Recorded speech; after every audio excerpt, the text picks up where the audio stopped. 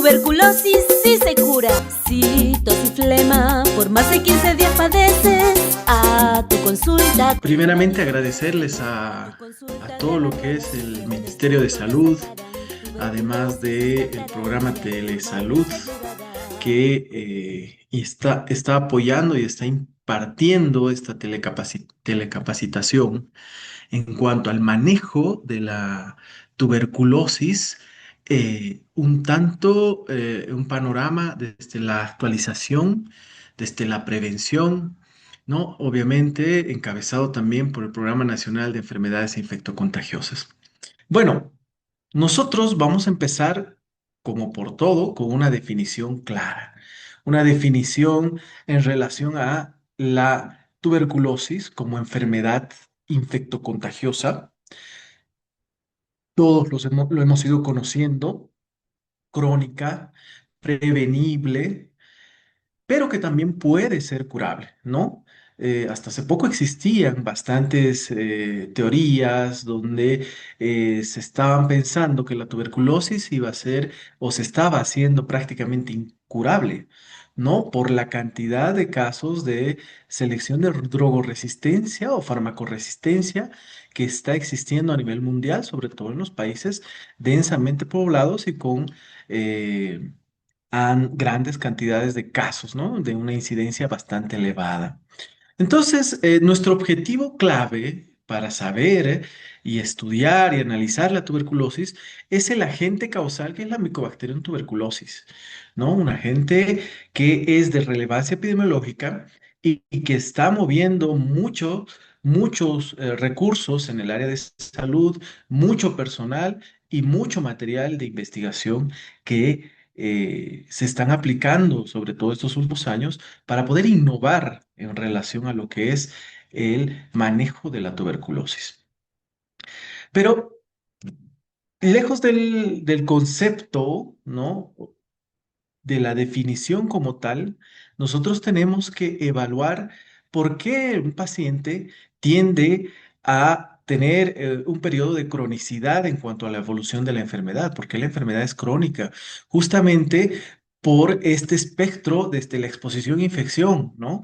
Que existe en pacientes que entran en contacto. Fíjense este esquema, no sé si les presentará más adelante, pero es bastante interesante para que puedan ustedes ver cómo el, el paciente o la persona como tal llega a adquirir la Mycobacterium tuberculosis, ¿no? El Mycobacterium, desde un punto de vista de infección sin que tenga la enfermedad como tal, ¿no? Fíjense que ante la exposición el organismo puede llegar a desarrollar algún tipo de respuesta inmunológica que si bien lo puede terminar, lo puede eliminar a la cantidad de micobacterias que haya estado en contacto el paciente o en su defecto aislarlo, ¿no?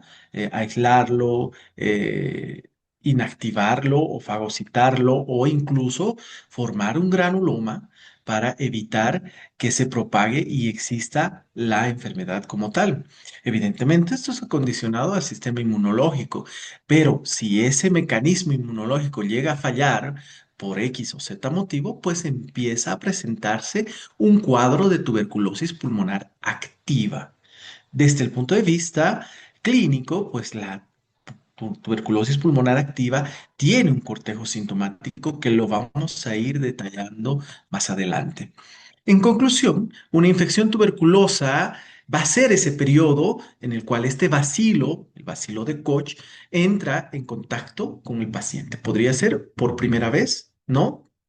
Y así lo vamos a denominar primoinfección, ¿no? Y evidentemente va a desencadenar todo esa respuesta inmunológica de la persona, ¿no? Sin que necesariamente presente signos o síntomas como tal, ¿no?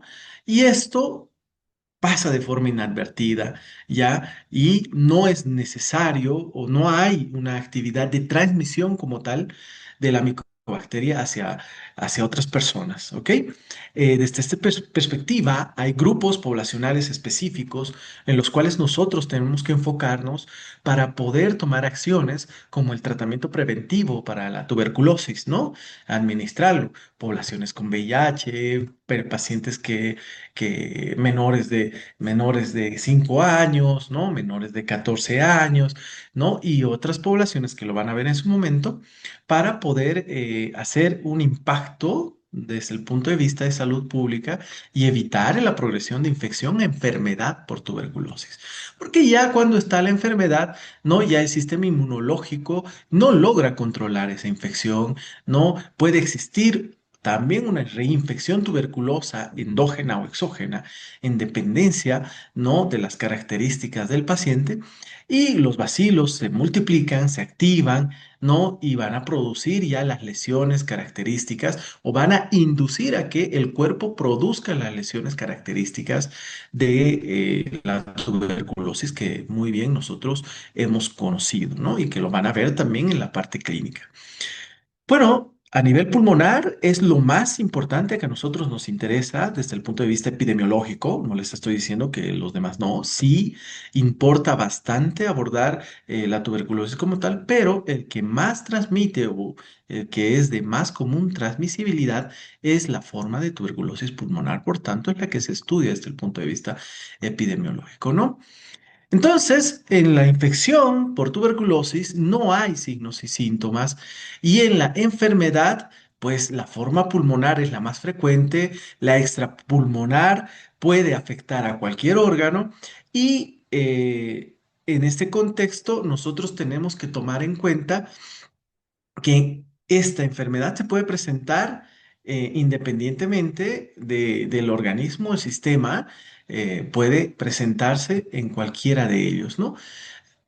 Hay dos tipos de tuberculosis, ¿no? La tuberculosis pulmonar, extrapulmonar pueden coexistir inclusive en el mismo paciente al mismo tiempo o podría ser una consecuencia de la otra, generalmente la pulmonar, ¿no? Que va a ir eh, afectando también otros órganos de manera sistemática y en dependencia también a la idiosincrasia del paciente, ¿no? Los pacientes que normalmente están infectados y que no tienen factores de riesgo, ¿no? Y esto hablando un poco desde el punto de vista epidemiológico, existen un 10%, ¿no? Que podrían llegar a enfermar con tuberculosis en alguna etapa de su vida. Estamos hablando, entre comillas, de que no tengan ningún factor de riesgo, ¿ya? 10% de todos esos infectados van a enfermar tuberculosis en alguna vez. De ese 10%, el 50% va a llegar a ser normalmente en los 2 primeros años y el otro 50% en el resto de su vida, ¿no? De ese 10%. Contextualizando, hay que evaluar de que este riesgo es diferente de acuerdo a la edad del paciente, como una determinante de que podría predecir el riesgo de afectación de infección a enfermedad, ¿no? En pacientes diabéticos, que es una población también de riesgo, como hablaba la doctora Olarte, pues hay que tomar en cuenta que el 30% puede llegar a desarrollar la enfermedad en alguna etapa de su vida, ¿ya? Pero en VIH es lo más alarmante porque el riesgo de progresión de infección a enfermedad es de 7 a 10%, pero cada año, ¿no? Por año. No, eso siempre, sí y solo si el paciente no se va a encontrar en un tratamiento de terapia antirretroviral, ¿no? Paciente que no sabe que tiene tuberculosis o digo que tiene VIH, ¿no? O que en algún momento tiene VIH pero no ha sido adherente al tratamiento antirretroviral. Bueno, esos pacientes tienen alto riesgo de enfermedad, de enfermar como tal tuberculosis. ¿No? Un poquito para orientarnos desde el punto de vista gráfico, ahí les presento el dato estadístico. 10% sin factores de riesgo en población general a lo largo de toda la vida, 30% en diabéticos y de 7 a 10% en pacientes con VIH, pero por año. ¿No? Entonces, hay que tomar en cuenta estos factores epidemiológicos y si ustedes se dan cuenta, ahí está la razón del por qué el Programa Nacional de Enfermedades Infectocontagiosas en el componente de tuberculosis enfoca a estas poblaciones como poblaciones de riesgo y de relevancia para la vigilancia epidemiológica, ¿no? Entonces, en todos los análisis que hacemos epidemiológicos, pues se evalúan estos grupos poblacionales. además de otros, claramente. Bueno, si nosotros abordamos el concepto de tuberculosis presuntiva, un concepto que tenemos que tenerlo muy en claro, porque a partir de este concepto nosotros vamos a abordar en nuestro campo de acción, vamos a abordar la detección de casos, ¿no? Antes nos basábamos en los pacientes con sintomatología respiratoria más de 15 días, ¿no? Con expectoración. Pero ahora, incluso desde el 2017, ya ha ido cambiando esa perspectiva y se ha ido enfocando de que no solamente existen síntomas respiratorios, sino de que existe un complejo de síntomas que pueden estar ayudando o pueden también orientarnos a sospechar la enfermedad de tuberculosis. Es así de que en la guía del OMS, y saliéndome un poquito de la normativa que lo menciona, pero en la guía del OMS están considerando varias herramientas de tamizaje de tuberculosis activa, muchas de las cuales la guía también lo está tomando en cuenta, ¿no? Los síntomas generales, ¿no? Constitucionales, la parte de la radiografía de tórax, que son síntomas claves para poder hacer el tamizaje en pacientes sospechosos. Bueno, una persona con tuberculosis presuntiva es alguien que presenta algún signo o síntoma que me haga sospechar esta enfermedad, ¿no? Sugestivo de tuberculosis, ya sea pulmonar o extrapulmonar. Y dentro de los síntomas cardinales claves están la tos, evidentemente, sintomatología respiratoria por más de 15 días, ¿no? La sudoración nocturna, la pérdida de peso y la fiebre, ¿no? Estos síntomas pueden estar presentes tanto en la forma de tuberculosis pulmonar como de tuberculosis extrapulmonar, ¿no? Y en ausencia de estos cuatro, ¿no? Existe una alta probabilidad de que no se trate de una enfermedad de tuberculosis, pero hay que descartar como tal y hay que tenerlo dentro del diferencial a la misma, ¿no? Si nosotros vamos a hablar sobre la infección latente de tuberculosis, ya habíamos mencionado de que es la respuesta inmune persistente hacia el Mycobacterium tuberculosis que se ha adquirido previamente, donde no se va a mostrar evidencia de esta enfermedad, ¿no? Latente, respuesta inmune, controla la infección. Activa, existe un fracaso inmunológico, una replicación bacteriana, ¿no? En ese contexto, refuerzo lo que les mencioné anteriormente, ¿no? No existen signos y síntomas. Otro concepto importante es el triaje para tuberculosis como tal, ¿no? Donde hay que evaluar de manera rápida a todas las personas que podrían acudir a un establecimiento de salud. Y ahí nosotros vamos a identificar a pacientes con probabilidad de tener tuberculosis activa, ¿no? Diferenciándolas de quienes no requieren alguna otra prueba adicional. Y en ese contexto, pues, sale lo que es el tamizaje de la tuberculosis, ¿no? Es una evaluación inicial rápida que se utiliza para identificar personas con riesgo de tener tuberculosis, ¿no? Y estas están a través de la evaluación clínica, de las pruebas de laboratorio e incluso de otros exámenes que nos podrían apoyar. ¿En quiénes podremos aplicar? Principalmente a grupos prioritarios de mayor riesgo, ¿no? En el que quienes existan alta probabilidad de encontrar casos de tuberculosis. Ya mencionamos anteriormente, ¿no? Edades extremas, pacientes VIH, diabetes, ¿no? En ese contexto, pacientes con régimen en condiciones eh, o sea, internados, reclusos, ¿no? De régimen penitenciario, poblaciones migrantes, poblaciones indígenas, ¿no? Donde se tiene que hacer énfasis. ¿Para qué sirve? Pues detectar casos que pueden pasar desapercibidos, ¿no? Identificar personas con tuberculosis que no siempre son captadas por los métodos habituales de detección. Hay que encontrar la tuberculosis en etapas más tempranas. Ese es el objetivo clave para que nosotros podamos generar un efecto, un impacto bastante importante en salud pública, ¿no? Cuando la tuberculosis está bastante avanzada, es prácticamente fácil detectarlo. Lo difícil es detectarla de forma precoz, ¿no? En los episodios iniciales de la enfermedad, ¿no? Donde todavía no tiene mucha carga vacilar y donde todavía no está presente lesiones pulmonares considerables, ¿no? Ahí es donde se debe aplicar la pericia del profesional para poder identificar y descartar esta enfermedad, ¿no? De esa manera vamos a tener un impacto en reducir la transmisión de la enfermedad, reducir la mortalidad como tal, la morbilidad también, e incluso impactar en los gastos catastróficos que se podrían generar en estos pacientes, ¿no?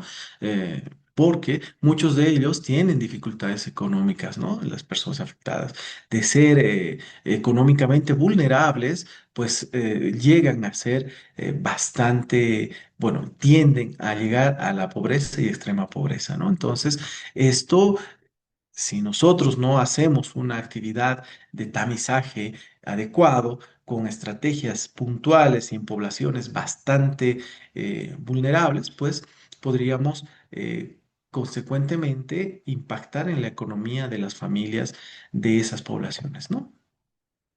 Una prueba de tamizaje no pretende ser diagnóstico ni diagnosticar, sino identificar a esos grupos de personas con mayor probabilidad de padecer la enfermedad, ¿no? Ya el Programa Nacional también está aplicando estas estrategias, está enfocándose, por ejemplo, en regímenes penitenciarios, ¿no? Donde están enfocando el tamizaje a través de estudios de radiológicos, ¿no? Tamizajes por radiografía de tórax, que podría o no estar asistida por computadora, ¿no? Por la famosa inteligencia artificial que hoy en día prácticamente se ha vuelto una herramienta de trabajo para nosotros que nos acompaña y también puede dilucidarnos bastante lo que es encaminar el control de la tuberculosis. Y en este contexto, pues el análisis de las radiografías, ¿no? Para poder determinar qué pacientes tienen o no riesgo de tener la enfermedad por tuberculosis, ¿no? Eh, bueno, en este contexto, si nosotros evaluamos la aplicación de lo que nos recomienda la normativa, ¿no? Que lo hizo el Ministerio de Salud, pues debemos evaluar que, según la OMS, se aplicó prácticamente este algoritmo, ¿no? Un algoritmo en el cual se detecta a pacientes sospechosos de una población, ¿no? Y esta es la que solicita, ¿no? Radiografía de tórax, ¿no? Es persona privada de libertad, por ejemplo, donde se realiza la radiografía digital y la lectura radiológica asistida, ¿no? Por computadora. Y de acuerdo al parámetro que nos vaya a lanzar esta tecnología, pues va a ser meritorio o no de realizar una prueba molecular, ¿no? Si en caso es un CAD mayor a 50, que más o menos es un índice por el cual nos arroja una alta probabilidad de positividad de la enfermedad, pues entonces se realiza la prueba molecular del GeneXpert y en dependencia del resultado se toma la conducta, ¿no? Si es resistente, si es sensible, pues ya se empieza a tomar la conducta terapéutica. Bueno, en caso de que el CAT sea menor a 50, pues hay que hacerle controles y una postevaluación. Lo mismo aplica en contactos de pacientes con tuberculosis, ¿no? Un algoritmo que nos está mostrando para hacer el tamizaje en estos pacientes, ya siempre y cuando tengan el contacto tenga tuberculosis pulmonar bacteriológicamente confirmada. Luego vamos a ver ese concepto de bacteriología confirmada. Ya, pues prácticamente el protocolo es muy similar al que ya les mencioné. Otra forma es la detección pasiva y la búsqueda activa de casos, ¿no? Detección pasiva es la identificación de la tuberculosis presuntiva, ¿no? De pacientes con tuberculosis presuntiva que van a consultar por alguna afección respiratoria o por otras patologías a un establecimiento de salud o a un hospital o a salas de emergencia o a brigadas móviles, ¿no? En los cuales nosotros debemos siempre considerar y tener presente la enfermedad por tuberculosis para poder sospecharlo, ¿no? Siempre dicen lo que no no se sabe, no se diagnostica. Entonces, si ustedes no toman en cuenta en sus diferenciales esta enfermedad, pues no van a detectar, no van a hacer esta detección pasiva, ¿no? Esto va a ser importante para reducir el diagnóstico tardío, como les comentaba anteriormente. En la búsqueda activa de casos, pues la búsqueda de casos con signos y síntomas sugestivos de tuberculosis, ¿no? En grupos poblacionales de riesgo, contactos de pacientes con tuberculosis activa, por ejemplo, ¿no? En esos contactos nosotros debemos tomar estrategias para ir a censar a los a los contactos estrechos del paciente y una vez censados, evaluarlos para que nosotros podamos ver si tiene algún signo o síntoma de TB presuntiva y tomar el algoritmo correspondiente para el descarte de esta enfermedad, ¿no? En poblaciones, contactos de TB activa, en personas que viven con VIH, se debe hacer la búsqueda activa de casos, ¿no? En centros penitenciarios y en pacientes con diabetes en poblaciones indígenas, ¿no? ¿Ok? Hay otros también que de acuerdo al comportamiento de la región se podrían también hacer o podrían estar enlazados en la parte de la búsqueda activa de los casos, ¿no? Personas en situación de calle, por la exposición, el hacinamiento, desnutrición, migrantes, trabajadores mineros por el riesgo de silicosis que tienen, ¿no? Ya un daño pulmonar crónico, el riesgo elevado de una tuberculosis activa, personas con una condición nutricional bastante deficiente, ¿no? Por un cuadro o por un factor de inseguridad alimentaria, ya que esto conlleva una inmunosupresión funcional y por ende mayor riesgo o progresión de la infección a enfermedad. Consumidores de alcohol y drogas, ¿no? Personas con enfermedades pulmonares crónicas, pacientes en tratamiento con tratamiento inmunosupresor, pacientes habitantes en zonas periurbanas, marginales, que normalmente es donde la tuberculosis también afecta bastante, personas privadas de libertad, ¿no? Adultos mayores y población infantil en contacto con TB, como ya les mencioné, edades extremas. La búsqueda activa, generalmente en la población, ¿no? Toda la población en general, no es recomendable, sino en estos grupos focalizados para poder detectarlos. ¿Por qué? Porque en población general no aporta mucho en la detección hacer búsqueda activa, ¿no?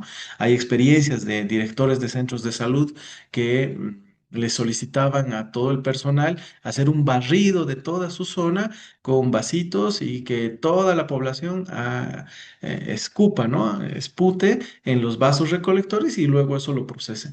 No es una estrategia de salud pública viable ni tampoco adecuada para poder hacer el control, sino que esta búsqueda activa se debe hacer en las poblaciones objetivo, sobre todo la que les presenté hace un momento, ¿no? En estos grupos, lo cual nos indica la normativa.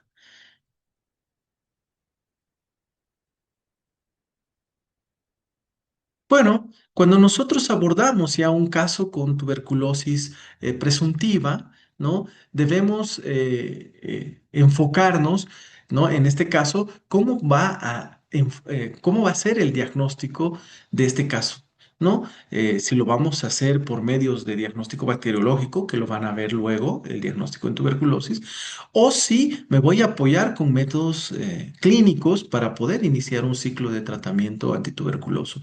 De todas maneras, el caso en el que yo me apoye con una muestra biológica positiva por baciloscopía, ¿no? O cultivo o una prueba molecular, en este caso el GeneXpert, pues si esta es positiva y detecto yo a la micobacteria, lo voy a definir como un caso de tuberculosis bacteriológicamente confirmado. ¿Ok? Eh, Más al contrario, si el médico decide o se queda con el diagnóstico de tuberculosis y decide dar un esquema de tratamiento para esta enfermedad, ¿no? Un esquema completo para tuberculosis, seguramente ha tenido ya bastantes herramientas en las cuales se ha apoyado, pero no ha podido detectar desde el punto de vista microbiológico a la micobacteria, no lo ha podido localizar. No puede ser porque el paciente ha estado en etapas tempranas de la enfermedad, la muestra no es suficiente, la baja carga bacilar que puede tener esa muestra. Pues en ese contexto, el médico se basa en otros patrones, ¿no? Radiografía, por ejemplo, de tórax, que es una prueba muy buena para el tamizaje, estudios histopatológicos, ¿no? Otros estudios clínicos, ¿no? Como el citoquímico de líquidos de terceros espacios, o sea, casos extrapulmonares en los cuales no se pueda confirmar por el laboratorio, ¿no? El ADA, por ejemplo. Entonces, eso lo van a ver en diagnóstico. Esos métodos que no pueden identificar a la micobacteria van a entrar dentro de la clasificación para el caso de tuberculosis clínicamente diagnosticado. Definiciones que seguramente ya lo saben porque esto se está manejando ya desde el 2017, ¿no? Simplemente para recordarles. Bueno, el agente causal, habíamos hablado a un principio, ¿no? Que es el complejo de Mycobacterium tuberculosis que causa la enfermedad como tal, ¿no? Tiene algunas características, una pared celular con cubierta cerosa que es dura, impenetrable, ¿no? E hidrófoba, rica en lípidos, ¿no? Sobre todo en ácido micólico, muy resistente a agresiones externas, incluido la gran mayoría de antibióticos, ¿no? Comunes, ¿no? Por tanto, no tienen efecto esos antibióticos en la micobacteria y se deben utilizar los medicamentos adecuados y combinados también, ¿no? Eso lo van a evaluar seguramente en el tratamiento. El Mycobacterium tuberculosis es una bacteria es difícil luchar contra ella, ¿no? Muchos nos enseñan y hacen la analogía con un tanque, ¿no? Con una coraza muy fuerte, la cual es prácticamente difícil de penetrarla. ¿No? Es por eso la dificultad en su control epidemiológico, además de la cronicidad que puede tener esta enfermedad, ¿no? Lo cual hace dificultoso su control epidemiológico. Poseen también las características de ser un bacilo ácido alcohol resistente. Bacilo ácido alcohol resistente, ya que el color rojo intenso de ciel Nielsen no se pierde ni con ácido ni con alcohol, ¿no? Y esto va a reflejar una pared hiperlipídica, ¿no? Con ácidos micólicos, extremadamente robusta, ¿no? Algo curioso es que esta propiedad hace que no se tiña bien con la tinción de gran convencional, ¿no? Por eso, históricamente, esto confundía a los microbiólogos para el diagnóstico, ¿no? Entonces, esa barrera, ¿no? Limita la penetración de muchos antibióticos, como les comentaba, y esto explica el por qué debemos dar tratamientos prolongados, ¿no? Es resistente al frío, congelación y desecación, ¿no? Puede sobrevivir semanas en esputo seco y en ambientes fríos y oscuros también, ¿no? Su viabilidad se mantiene más tiempo en estas condiciones, ¿no? Por eso hay riesgo de que en espacios cerrados también exista la transmisión o se facilite la transmisión indirecta, ¿no? Sobre todo en condiciones de hacinamiento. Es muy sensible al calor, la luz solar y la radiación ultravioleta, ¿no? La luz solar puede inactivarla en minutos, ¿no? De ahí el concepto histórico de los sanatorios con sol y aire que existía anteriormente como terapia ambiental que administraban. Y bueno, el uso de ultravioletas, ¿no? Germinicidas, rayos ultravioletas germinicidas en hospitales podrían apoyar un poco en reducir la transmisión aérea de la micobacteria, ¿no? Y ya que la radiación ultravioleta ambiental que se necesita para que sea efectiva, que son los rayos ultravioletas tipo C, son los que generalmente matan a la micobacteria, pero esos no atraviesan, ¿no? La capa de ozono. Por tanto, ya está un mito desechado de que la luz solar podría eliminar como tal al vacilo, ¿no? Los rayos ultravioletas de la luz del sol. Bueno, es aerobio estricto, ¿no? Prefiere zonas con alta concentración de oxígeno, donde está generalmente los ápices pulmonares, de ahí las lesiones clásicas que hemos estudiado en los libros. Esto explica el patrón generalmente radiológico típico, ¿no? Las cavitaciones superiores. Y su metabolismo está optimizado para ambientes ligeramente alcalinos. El comportamiento es polivalente según el medio, por eso la micobacteria también es difícil de eliminar porque puede entrar en estado latente, o sea, micobacterias durmientes, o puede también estar en fase activa y es capaz incluso de hibernar dentro de los macrófagos durante bastantes años. ¿No? Se inactivan metabólicamente, el cuerpo no lo puede eliminar, pero sí lo mantienen fagocitados, los macrófagos lo mantienen fagocitado a la micobacteria y bueno, ahí se inactiva hasta que aparece un factor de riesgo predisponente y evidentemente empiezan a reactivarse metabólicamente, ¿no? Cuando baja la inmunidad, ¿no? Entonces, esta es la base prácticamente de la tuberculosis latente. Tiene muy lenta capacidad de división clínica, muy lenta capacidad de división, perdón. La parte clínica también en cuanto a signos y síntomas es de evolución lenta, no insidiosa, demora en cuanto a el diagnóstico, por eso muchos médicos tampoco lo toman en cuenta en un inicio, ¿no? Es un largo tiempo de contagio entre personas con tuberculosis. Puede pasar un largo tiempo de contagio entre personas con tuberculosis hasta poder ser diagnosticados, ¿no? El dato clave en este contexto es que el tiempo de multiplicación es de 18 a 24 horas de la micobacteria versus las bacterias tradicionales que se multiplican en minutos o en cuestión de horas, ¿no? Entonces, algo sí interesante es que los cultivos van a tardar hasta 8 semanas en nuestro medio, ¿no? Si nos basamos en el cultivo de medio sólido, o 2 semanas si es un cultivo de medio líquido, lo cual todavía no tenemos como laboratorios. Y esto generalmente hace que anteriormente existía un retraso en el diagnóstico, ¿no? Ahora están reemplazándose por métodos más sensibles, ¿no? Mucho más específicos también, como las pruebas moleculares. Bueno, la evolución insidiosa del paciente y la consulta tarde, pues predispone a una mayor transmisibilidad también de la enfermedad. Tiene una resistencia también a la respuesta inmune, ¿no? Eso también hay que tomarlo en cuenta, ¿no? La enfermedad depende más del equilibrio huésped-bacteria, incluso que de la virulencia pura. Conclusiones, la micobacteria tuberculosis no es agresiva en velocidad, es estratégica en persistencia y su éxito evolutivo radica siempre en la resistencia estructural, adaptación metabólica, evasión inmune y transmisión silenciosa inclusive, ¿no? ¿Cuáles son los factores de riesgo primordiales? El VIH y sobre todo en la fase SIDA, ¿no? En pacientes que no tienen tratamiento antirretroviral y que caen a la fase SIDA, ¿no? Estos factores de riesgo para enfermar tuberculosis, les menciono, ¿no? Infecciones recientes, silicosis, diabetes, lesiones fibróticas, ¿no? O sea, una tuberculosis residual no tratada previamente o quizás maltratada, inmunodeficiencias, ¿no? Trasplante, fracaso renal crónico y últimamente los carcinomas. Ya se están identificando bastantes pacientes que en algún momento vamos a tener que elevar una estadística, ¿no? De cuántos pacientes con diagnóstico de cáncer llegan a enfermar tuberculosis, ¿no? O viceversa, ¿no? ¿Cuántos pacientes que han enfermado tuberculosis luego han sido diagnosticados con cáncer?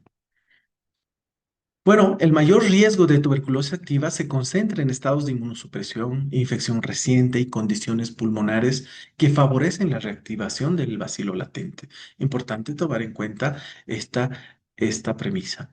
Ahora, la forma de transmisión siempre va a ser aerógena, ¿no? La vía aérea es la forma de transmisión primordial al hablar, reír, cantar, toser, estornudar, ¿no? Es la más frecuente, la que tenemos que también tomar medidas de control de infecciones, ¿no?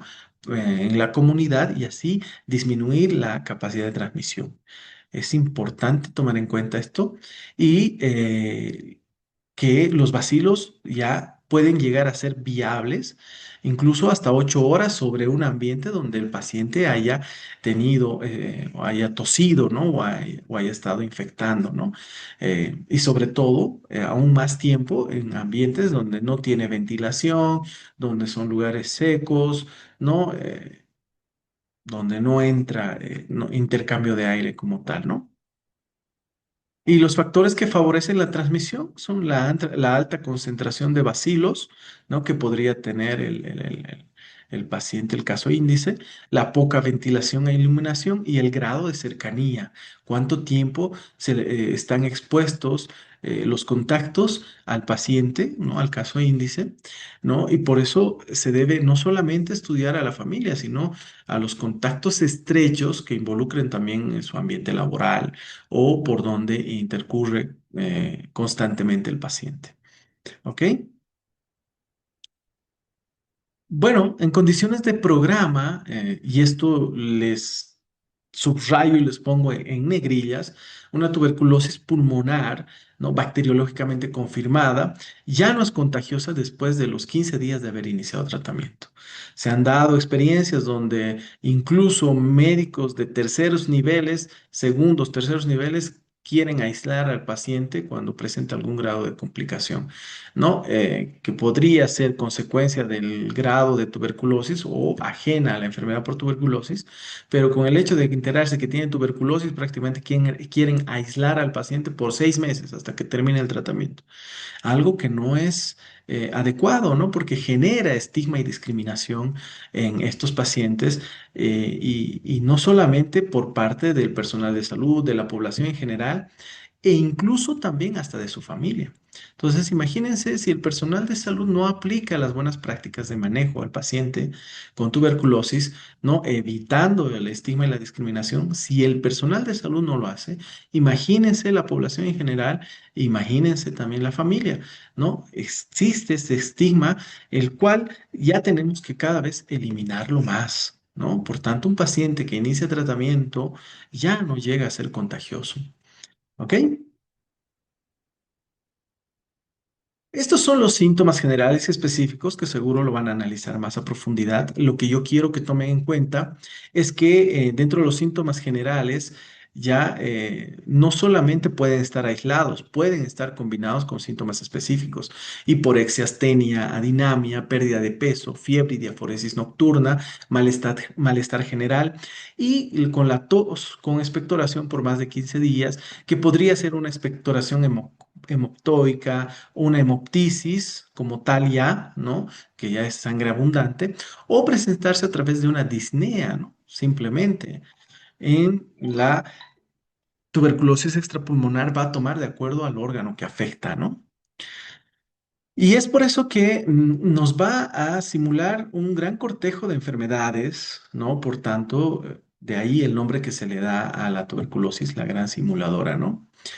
Hay que siempre lograr una mayor efectividad clínica identificando los síntomas claves para descartar la tuberculosis, ¿no? Y por tanto, la presencia o concurrencia de los cuatro síntomas cardinales, tos, fiebre, sudoración nocturna y pérdida de peso, se va a asociar con una alta probabilidad de diagnóstico de tuberculosis activa, estimada en aproximadamente un 97% de probabilidad de que sea la enfermedad, en casos de en lugares de alta endemia de esta, ¿no? Hay que tomarlo muy en cuenta. ¿Cómo vamos a clasificar? Y ya casi voy terminando. ¿Cómo vamos a clasificar los casos en relación a la forma en la que se va a presentar la tuberculosis? ¿No? Tuberculosis pulmonar extrapulmonar. La miliar forma parte dentro de la tuberculosis pulmonar, por si acaso. Por lo tanto, una miliar debe ser notificada como TB pulmonar. El resto es como TB extrapulmonar. De acuerdo a la historia del tratamiento previo, ¿no? Pacientes nuevos o pacientes previamente tratados. Los nuevos son aquellos que nunca han sido tratados por tuberculosis o si han sido tratados lo han hecho por menos de 26 dosis, ¿ok? Y los pacientes previamente tratados, lo contrario, ¿no? Son pacientes que han recibido más de 26 dosis en el último episodio de la enfermedad por tuberculosis. Dentro de los pacientes previamente tratados están los pacientes con recaída, ¿no? Han tenido o han sido diagnosticados en algún momento, les han declarado como curados y actualmente tienen nuevamente un nuevo episodio de tuberculosis. Y ahí es donde se está reactivando como tal la enfermedad. ¿Ok? Paciente con fracaso al tratamiento, pues paciente cuyo régimen de tratamiento tuvo que ser terminado o cambiado permanentemente a un nuevo régimen o estrategia de tratamiento, ¿no? El fracaso es lo contrario el pérdida del seguimiento, pues el paciente previamente tratado por tuberculosis y declarado pérdida del seguimiento de su tratamiento más reciente. Antes lo llamaban abandono recuperado, ¿no? Esto incluye a transferencias incluso desconocidas. Los casos nuevos y las recaídas siempre van a ser casos incidentes de la enfermedad por tuberculosis. ¿Cómo vamos a clasificar la clasificación basada en la resistencia a los medicamentos? Sencillo, aquí les traigo una gráfica que se puede ubicar mejor. Pacientes resistentes a rifampicina, ¿no? Con el diagnóstico Ginexpert MDR, MTB-RIF Ultra.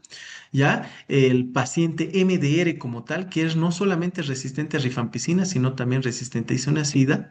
Paciente pre-XDR, que puede ser un paciente RR-MDR, pero que también es resistente a las fluoroquinolonas, ¿sí?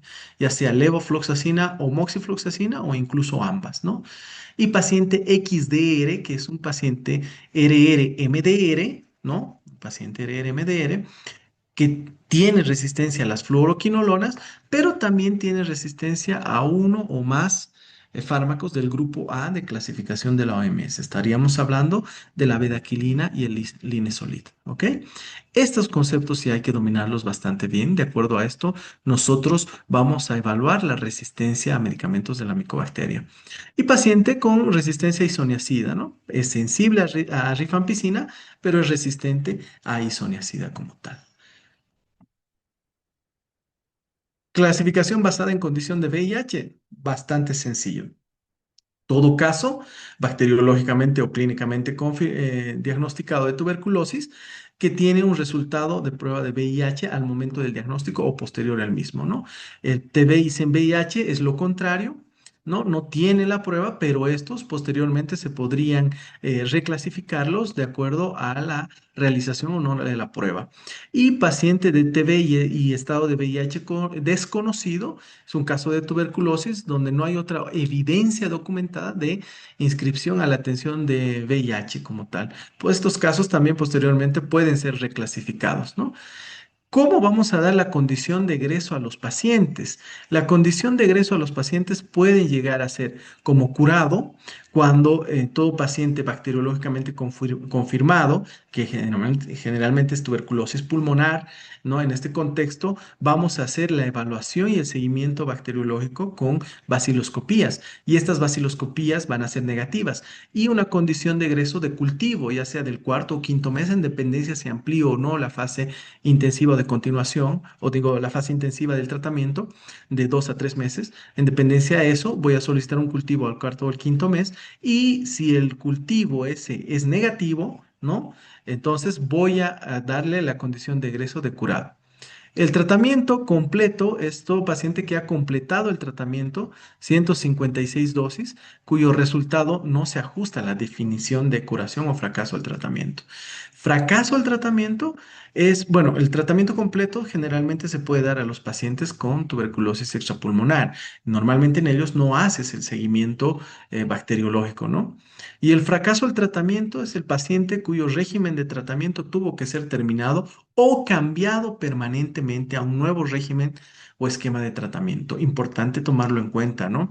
Un paciente también que dentro del concepto de fracaso está todo paciente con TB pulmonar cuya baciloscopía es positiva al quinto mes o más, inclusive, ¿no?